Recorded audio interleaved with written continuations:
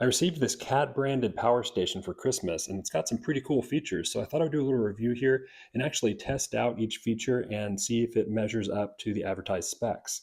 So some of the things included are an air compressor. I think that's up to 120 psi. It's got USB-C charging, 30-watt power delivery, and also USB-A charging. And I'm not keeping it for museums. So we're going to fully enjoy this thing by taking the label off the screen. But it's also got 200 watts AC inverted power, and one of its main features is that it can function as a car jump starter with this attachment. So I'm going to try out each feature. I've got the specs that it lists in the instruction manual, and we'll see if it can do all it says, and then I'll give an overall impression of how I like it. Like most electronics these days, it comes with plenty of labels. This one says to charge it up fully after purchase, so we'll see what the current status is, 11.1 volts. This is the USB-C cable it comes with. We'll plug it into this port, which is a charge and discharge port. And this USB-C charger has a display on it. Wow, we're already seeing 20 volts. That's the USB-C PDO that's been negotiated with the power bank, and 1.4 amps for 28 watts. That's a pretty healthy charge rate. And it's already showing 11.3 volts on the screen. So we'll let that charge all the way up. When it cuts off, we'll see the voltage that it shows, and that will give us a good indicator of what kind of chemistry battery is in here. Well, it looks like charging just finished. The state of charge indicator stopped flashing, and the charger is showing 0 watts. So now we have the fully charged battery voltage on screen, 12.6 volts. And from that, I can confidently say that the cell chemistry inside here is either lithium ion or lithium polymer. Both of those cell types have a fully charged voltage of 4.2 volts per cell. So 3 cells in series, or 3S, would be 12.6 volts total. So now that it's all charged all the way up, let's see what kind of discharge it can offer. To test the discharge modes, I'm going to use this meter that I've used in all kinds of projects and just plug it into the USB-C port. I'll zoom you in and I'll show you how it can test various charge modes. So it's going through various quick charge, fast charge modes that it knows about. Apple and Samsung's slower 5-volt quick charges, Qualcomm's QC2 and 3, and now it's going to be testing USB-C power delivery. You can see that it doesn't support some of the fast charge methods from Huawei and Samsung's adaptive fast charge, but it does support all of the really common ones. QC2 and 3 are mostly going to be used by Android devices, and power delivery is the emerging standard for all USB-C devices going forward. So now let's actually test out some devices that can use these fast charge capabilities. Here's an Apple MacBook Pro. On its own charger, it can do something like 140 watts charging, but it does support all of the common USB-C power delivery PDOs. And it's negotiated the 20-volt PDO here for a total charge rate of 28 watts. Not too bad, and that confirms the 30 watts that we see advertised right here on the power station. To test out the QC capabilities, let's try out this Samsung Tab Active Pro.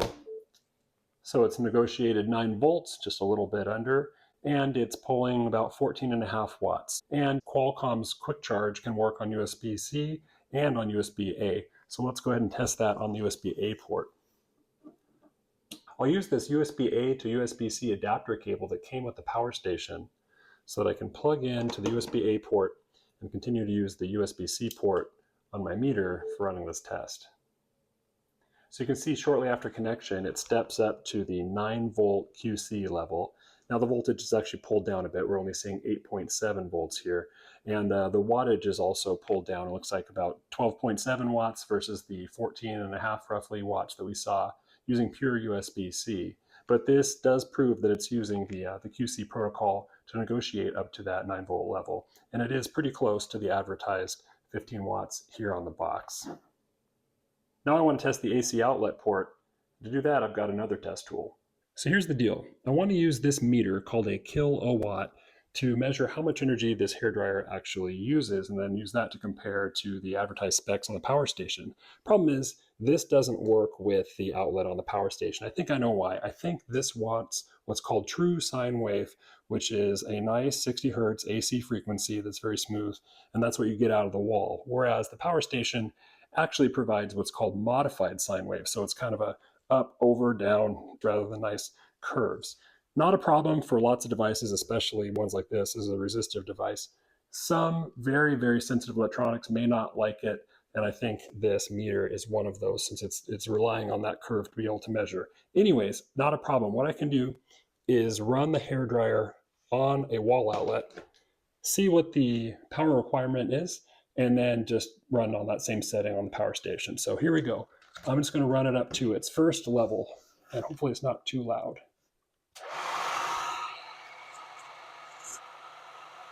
Now I'm going to step it up to the second level.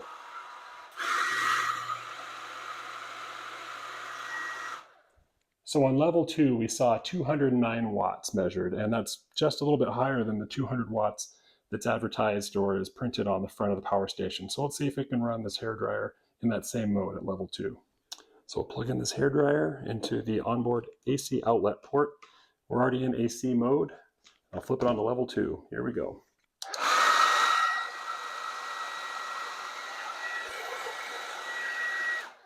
Doesn't seem to be a problem, even though it says 200 watts here on the power station. It actually seems to hold up to this hairdryer, which we saw in the kilowatt, pulls about 210 watts. So that's nice to see. Now let's max it out. I'm going to turn this back on, and then I'm going to start ratcheting up the heat. This will pull like 1800 watts, whatever. Max out's a home outlet. So way more than this can do. So let's see what happens when I ask too much of it. It's 210 watts. Well, it immediately turned off. That's kind of what I expected and what I was hoping for. So it recognized that there was an overcurrent condition. It was trying to ask for more energy than the inverter could provide, and it went into a fault. I think you can just hit the AC button. Yeah, and there you go. It's worth mentioning that you can use the USB-C, USB-A, and AC outlet simultaneously, so long as the device you have plugged into the AC outlet is okay with the modified sine wave that's coming out of the inverter inside. So here I have 3 tablets charging off of the 3 ports simultaneously. Next, I'd like to test the total battery capacity as measured through the USB-C port. So to do that, I'll use my meter again in its load module mode. So the battery is fully charged. Let me plug this in, and the first thing I have to do is trigger one of those fast charge modes. So I'll select power delivery, and there are the different options that are available. I'm going to choose 20 volts. There's 5, 9, 12, 15, and 20. And by the way, those are the same PDOs that are listed in the instruction manual. So now I'm going to go over to my load module, constant current mode. We're going to run it at just 0.25 amps. So 0.25 amps and 20 volts, that'll be just 5 watts. We'll hit start and let it run until this battery cuts us off. The reason for the 5 watts is I want to discharge this slowly because the faster you discharge the battery, the less efficient it becomes. And my goal is to find the total capacity of the battery in the best case scenario. But this meter will keep an accumulation of all of the power that is consumed in watt hours. Discharge is complete, and we have 34 watt hours. That's a little less than I expected. If you look on the back, you'll see it lists the total watt hours as 41 watt hours, nominally 11.1 volts and 3.7 amp hours. So out of 41 watt hours, I've measured 34. The thing is, I have to remember that is measuring out of the USB-C port. So there's some power conversion going on inside. Boosting it up to 20 volts for the USB port is going to have some inefficiency and that sort of thing. So I think in order to get that 41 watt hours, you probably have to actually drain the battery inside directly. I recently upgraded my dirt bike with the tubeless tire system, and that means that inside here is a high pressure tube that can take up to 120 psi. So that's a perfect way, I think, to test out the air compressor on this CAT power station. Okay, it's screwed on, and I'll hit the air button to activate the air compressor functionality. Oh, that's great. So it tells me the current pressure is 94.1 psi. I'm going to set it up to the limit of 120 and just hit go.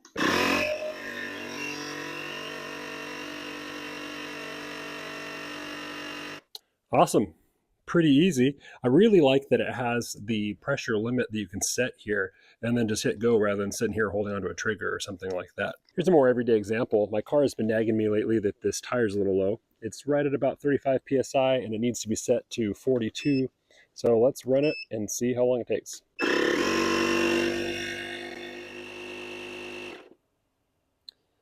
Okay, so right at 2 minutes and 15 seconds, it says it went from 35 to 42 PSI. Let's verify it with a separate gauge. Yeah, not bad. So I'd say it inflated it just a little bit too much. Of course, these things aren't necessarily accurate either, so you're going to have to decide on which gauge you want to believe, but it's definitely capable of doing as advertised.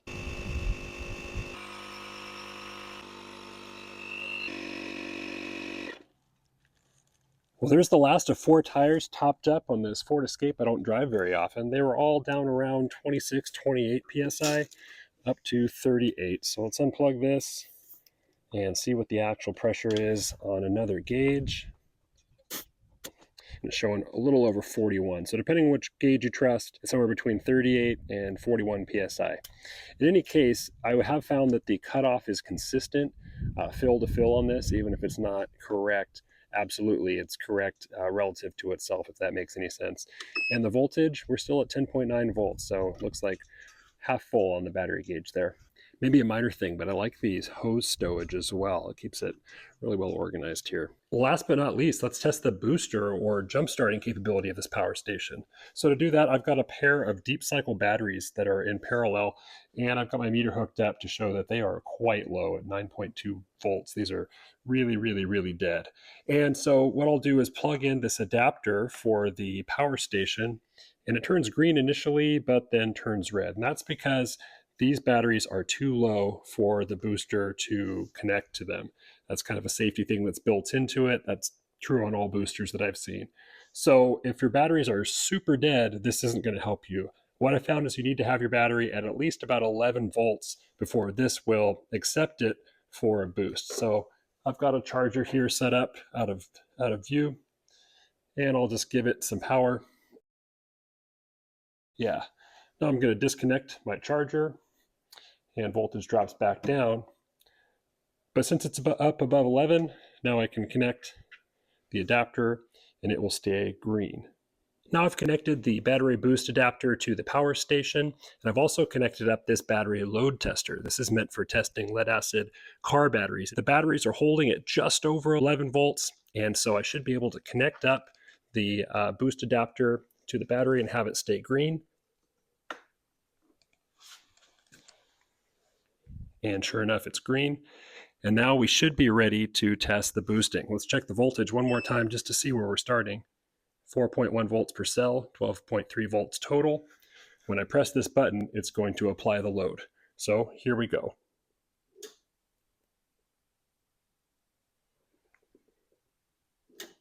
So that only went down to 10 volts. You can see the smoke coming out of it. It's got some serious resistors inside that actually has a warning that comes on that says that might happen. But the point is, it only went down to 10 volts, and that's with these batteries that are basically dead. They don't have any power to speak of. You can charge them up temporarily, but they really don't have any capacity. So the fact that it did just go to 0 means that for sure the power station was backing it up. Let's see the voltage it's at now, 12.2. So yeah, a little bit of voltage drop. What we can do now that we have a test setup that we know is working is I can put a DC clamp meter on one of these leads, and we can test how much current is actually traveling through it. So let's do that next. Well, my DC clamp meter only goes up to 100 amps, so we may not actually see anything on there, but I've got this charged up to full so we can get an accurate measurement of the maximum current that it will supply to the batteries. Go ahead and plug in the booster adapter. Battery voltage, the lead acid batteries are right around 12 volts. Let's run this again with an eye on that DC clamp meter. Here we go. Wow, so I hadn't expected to see it, but I'm seeing 83 amps reported. And while it's nice to have confirmation that current is flowing, I'm surprised to see anything register there at all. The power station's rated at 1750 amps, so I didn't expect to see sub 100 amps reported, especially with 2 very low batteries in parallel. Let's try it again. This time I'll hold it until we'll cut off. There it is. So we saw 82, 83 amps reported on the clamp meter, and batteries dropped down below 11 volts. We saw the green light turn to red and then back to green when I stopped the test. So thinking about it more, I decided to check the ohms across this load tester. When I flip it on, I get about 0.12 ohms. So it actually kind of makes sense. If you had, let's say, a healthy battery that is still at 12 volts under load, well, I equals V over R, so current equals volts of 12 divided by resistance of 0.12, and that's going to be a maximum of about 100 amps that this load tester is going to pull on that healthy battery. In our case, where the voltage is being brought down to between 10 and 11 volts, it actually makes sense by the math that we're seeing 82 to 84 amps. Okay, let's open this thing up. I think the screws that you see on the surface, that's really just part of the molding. I don't think any of these screws are actually real. I think the real screws are underneath these bumpers on the bottom. So let me see if I can get these out. There we go. So you can pull them off. They're just stuck on, and there are Phillips screws underneath. Oh, that's easy. Ha! I'm so used to there being all sorts of cables and things attached to the backside of whatever opens. I didn't expect it to open so easily. But this is really nice and open and easy to see what's inside. Obviously, this is part of the air compressor mechanism. That's pretty cool. Just a simple piston cylinder with a check valve, so that checks out. No pun intended. But then where is the actual battery? I'm guessing it's underneath this level. I don't see it yet. Now I'm starting to wonder if maybe these are real screws on top. Let me get an Allen wrench and very lightly test them out. They fit like an Allen wrench. Do they turn? I think they actually are screws after all. Okay, I thought I was either going to break off some plastic or pull out a screw, and I'm glad it actually ended up being a screw. Now this does have lots of wires connected to it. But now we can see the battery pack. And how interesting, it looks like the battery pack is directly connected to this EC5 connector that goes out the back door and connects to the jump starting adapter. Now I see, this is the inverter. So power heads down here from the battery through these leads on the corner into the inverter board. You can pull it out and you can see it. Into the inverter board, DC this side, and then AC heads out on this side. The OEM that makes the inverter board actually gave us a handy clue here, which is, it says right there on the board, 200/500 watt. So that's actually pretty cool. What that's saying is that it's 200 watt continuous, but 500 startup watts. And that is really important actually, because anytime you start up something that's not a resistive load, you're going to have some startup current that is needed to get the device started. So nice that it actually supports more than 200, at least for startup. Well, I've decided not to disassemble any further, and I'll tell you why. Even if I got this battery out, which I'm sure I could do, I still wouldn't be able to see the model number or any of the capacities or anything like that unless I was willing to take apart the whole heat shrink covering and split the different cells apart. So I'm actually going to leave it as is, but I have identified what all these different connections are, or at least most of them, I think. So this big heavy connection goes up to the AC port on the front panel. So this is your AC 120 volts, 200 watts. This smaller connection underneath it, I believe this is the AC enablement. So this is what's going to actually tell the inverter to start working. Next we have this. This is a pressure transducer. It goes to this little cute little board here, which has an electrical connection and also an air hose going to it. So that's a dead giveaway that that's just sensing the pressure and knowing when to turn on and off the air compressor. Next we have this little wire here. If this is the one I'm thinking of, this is just a thermistor. So these wires right here just go to this thing, which is measuring the battery temperature. So that's always good to do. I guess it kind of measures the whole inside of the case temperature because it's not really that securely attached to the battery. Next wires over, these route around, down and out the front, kind of by the booster plug. This is for the LED headlight that's on the outside. So just light gauge wires for that.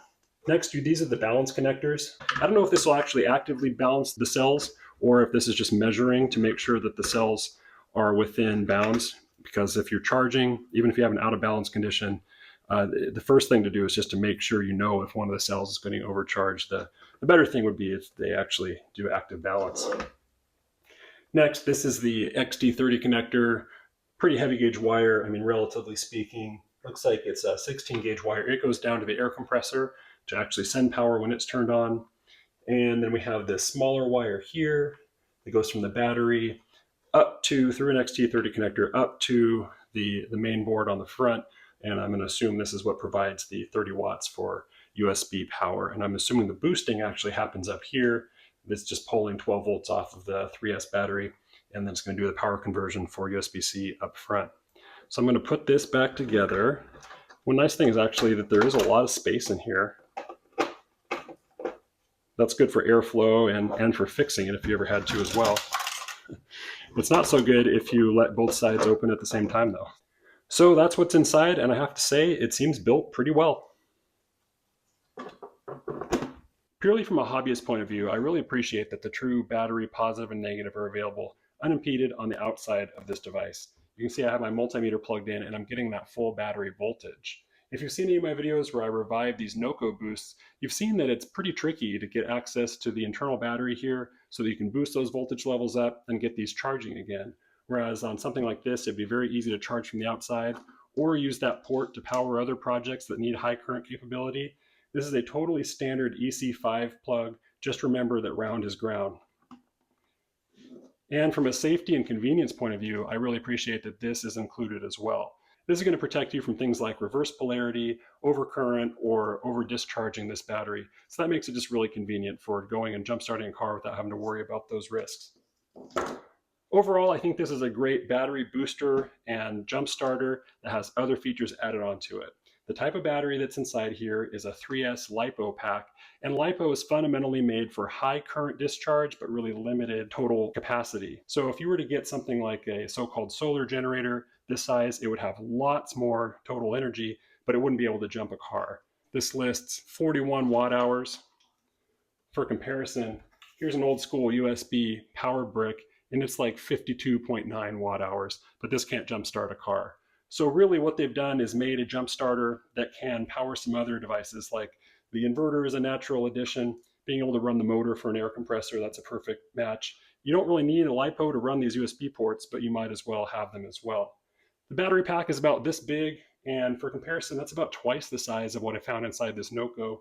So I do believe that this is capable of 1750 amps at the battery itself, though I don't know if you can put it through small gauge cables like this. But I think that's also far more amperage than most people are going to need typically. So I think this would be great to put in the back of the car and keep for emergencies, charge it every 6 months or so, and it'll be ready to provide jump starting, but also some convenience things along the way. If you got this far and you found this helpful, hit that like button. If you've got any questions, feel free to put them below and I'd be happy to answer them. And in any case, thanks for watching.